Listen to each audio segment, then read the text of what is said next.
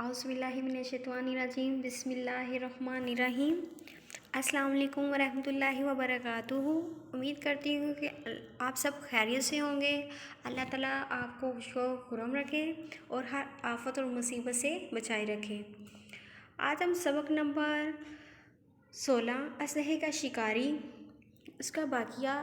مشق کے سوالات کریں گے، جیسے کہ ہم پہلے بھی سبق میں پڑھ چکے ہیں۔ اس کے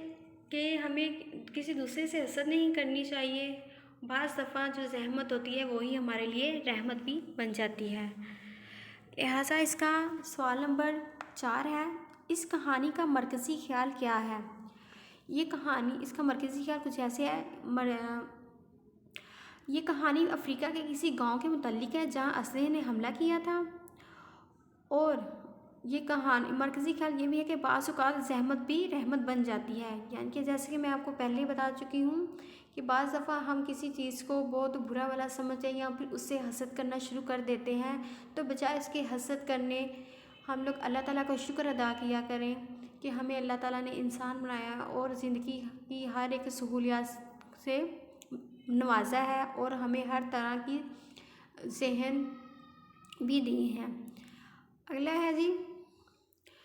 سوال نمبر 5 ہے، یہ کہانی کس طرح بین الاقوامی بن جاتی ہے؟ ثابت کریں۔ اس کا جواب ہے، یہ کہانی اپنے منفرد انداز اور مرکزی خیال کے لحاظ سے نہایت دلچسپ ہے، یعنی کہ اگر ہم اس سب کو ایک کہانی کی صورت میں دیکھیں تو بہت ہی زیادہ اس میں سے ہمیں مورل سبق بھی ملتے ہیں اور اس اخلاقی سبق ہمیں ملتے ہیں، اور اس سے ہمیں بہت کچھ سمجھنے اور سیکھنے کو ملتا ہے کہ اگر ہم ہر ایک انسان کو ایک جیسا سمجھیں، اگر کوئی امیر ہے یا غریب ہے، سب کو ایکول اور ایک برابر رکھیں گے تو ہم کامیاب ہو جائیں گے۔ لیکن اگر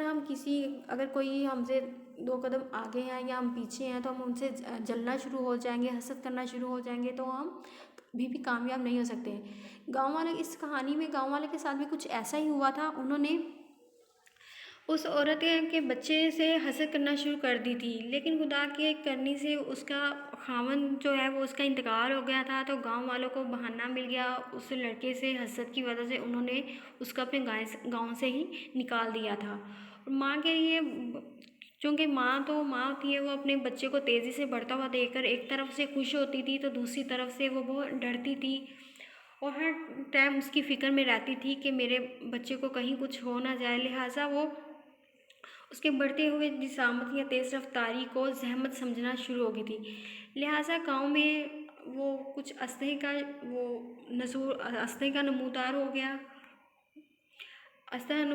گیا، جس کی وجہ سے گاؤں والوں نے بہت زیادہ مشکلات کا سامنا کیا۔ لہٰذا وہ جس لڑکے کو زحمت سمجھ رہے تھے، جس سے وہ حسد کر رہے تھے، وہی لڑکا ایک دن ان کے کام آ گیا، یعنی کہ گرمی کی شدت کی وجہ سے اس نے جسم سے مٹی اتارنے پر اسلحے کو خوراک کی بو آنا شروع ہوئی اور اس کو کھانے کی غرض سے دوبارہ جب گاؤں میں آیا تو اس نے اس کو کھانا چاہا۔ لہٰذا درا کا جو راستہ تھا بہت چھوٹا تھا،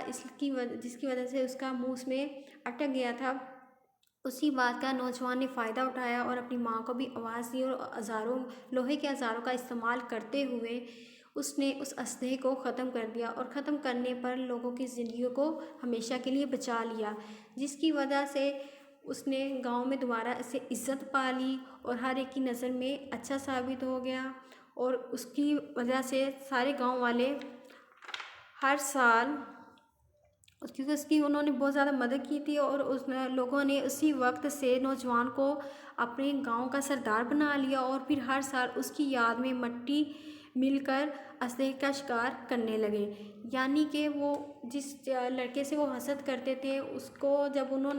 اس لڑکے نے ان سب کی مدد کی تو ان سب کی آنکھیں کھل گئی کہ یہ جو بھی جیسے بھی اللہ تعالیٰ کی قدرت سے ہوا ہے،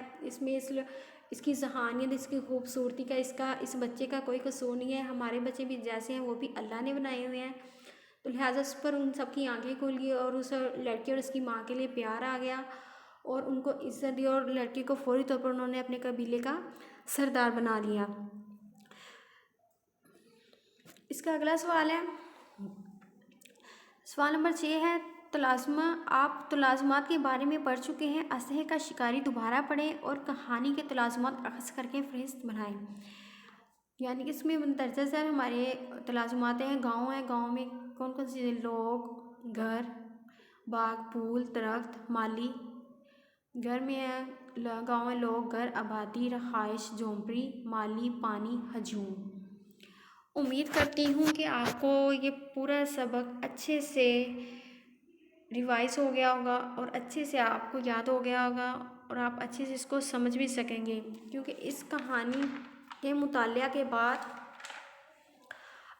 آپ طلبہ اس قابل ہو جائیں گے کہ